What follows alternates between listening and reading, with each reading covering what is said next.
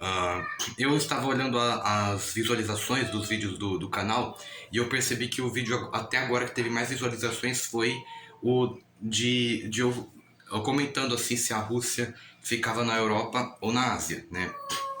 Aquele vídeo lá foi feito mais pra eu passar o tempo. Eu tava entediado, sim, ou então talvez eu estivesse com falta de conteúdo, e então talvez pra o canal não morrer, pra fazer algum vídeo assim, eu decidi fazer aquele lá, né? Infelizmente eu tô segurando o celular assim porque aí o enquadramento com o cenário aqui no fundo vai ficar melhor, né? Mas então, aí, o único problema é que vai ficar tremendo a câmera. Mas enfim, então, o que acontece é que eu acabei descobrindo uma coisa que eu não falei naquele vídeo lá, eu gostaria de corrigir aqui. Vamos supor que eu tivesse que classificar todos os países, botar eles em cada grupo, dependendo do continente. Tipo, os países em um grupo, tipo México, Estados Unidos e Canadá, no grupo América do Norte, Brasil e outros países da América do Sul, no grupo América do Sul, os países da África no grupo da África, entre outros. E se eu tivesse que fazer assim, e eu tivesse que escolher a Rússia só para botar em um grupo, não botar em dois. Se eu tivesse que botar em só um grupo, eu botaria a Rússia na Ásia. Eu vou explicar o porquê. Eu acho que a Rússia é mais Ásia do que Europa. Primeiro, porque ela não faz parte da União Europeia. Vocês podem até dizer que não, porque né, também tem países da Europa que não fazem parte da União Europeia, eu sei, mas a Rússia, mas eu entro um pouquinho nessa. E segundo, que é porque lá na Rússia eles não utilizam os euros, né? Os países da Europa eles têm a sua moeda, né? O euro, né? E aí então lá na Rússia eles não utilizam os euros, eles utilizam os rublos, que são uma moeda da Rússia mesmo, uma moeda própria.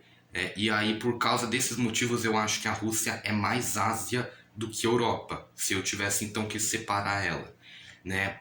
E é claro, né, como eu tinha falado, a Rússia é daquele tamanho lá, ela pega os dois lugares porque ela pega a Ásia e a Europa, né, daquele tamanho porque ela foi meio que colonizada, assim, ela fez parte do Império Mongol, o Império da Mongólia, em que os mongóis eles conquistaram os povos que habitavam a região europeia da Rússia, né, que eram os russos, eles conquistaram eles e então começaram a expandir o território deles para a região asiática, para a região do norte da Ásia, que é a Rússia atualmente, a parte asiática da Rússia. E então os mongóis eles conseguiram resistir ao frio.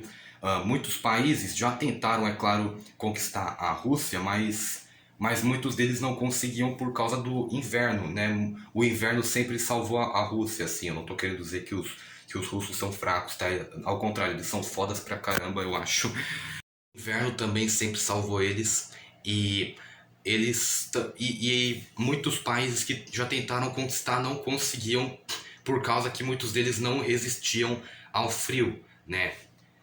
E aí então isso daí deu liberdade para que os russos pudessem conquistar toda aquela parte lá. Depois os russos conseguiram vencer os mongóis, assim, tiveram sua independência. E aí então a Rússia ficou livre e virou aquele imenso país que nós temos hoje em dia, o maior país do mundo, né? E aí então eu queria só falar isso, né?